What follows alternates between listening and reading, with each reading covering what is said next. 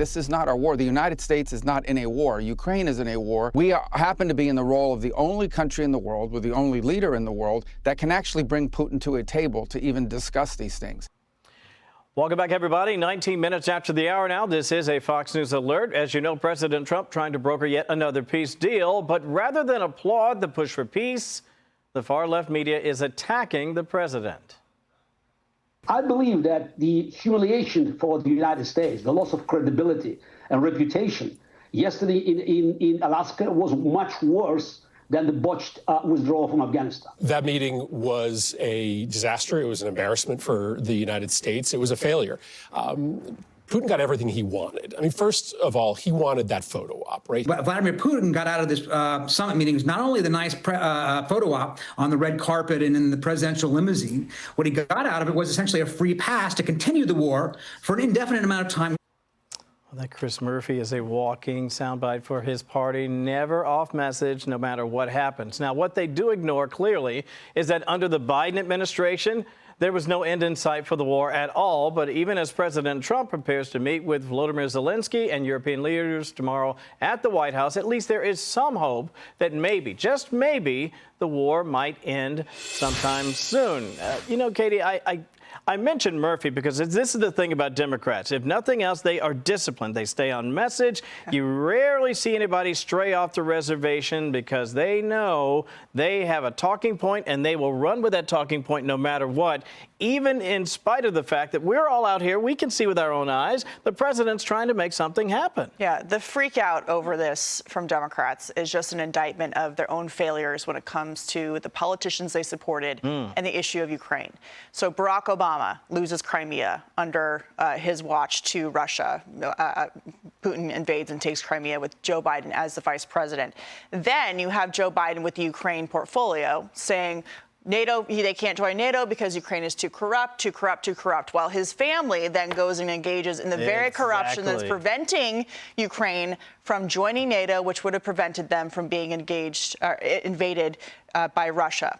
Then you have Putin invading when President Joe Biden comes into office, and we have this horrific war that is now lasting almost 4 years. They own all of that, whereas President Trump is the one, during his first term, who sent them javelins instead of blankets. Yeah. He's sending them negotiations instead of allowing Russia to continue leading Russians and Ukrainians to the slaughter by threatening Putin with sanctions that would continue to cripple his economy after he's already squeezed them on so many ways.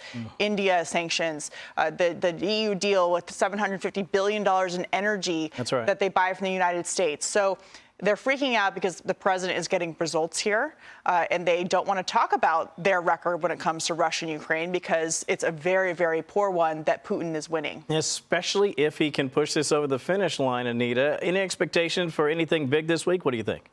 Well, you know, I think, look, he got to a meeting, right? Which was part of the goal, that was the goal, right? Right. And to Katie's point, the last time President Biden met with Putin was in December of 2021 during a Russia-U.S. summit. Now, he tried to get a meeting with Putin after the war had started, couldn't get one. Putin said no. So at least President Trump got to first base. You know, if you look at this, Biden struck out, right? We all hope for the best, and Zelensky will be at that meeting, and he will put his 2 cents in and see what he thinks. But all these people criticizing it, oh, Putin got everything he wanted. Well, no one got anything yet. You know?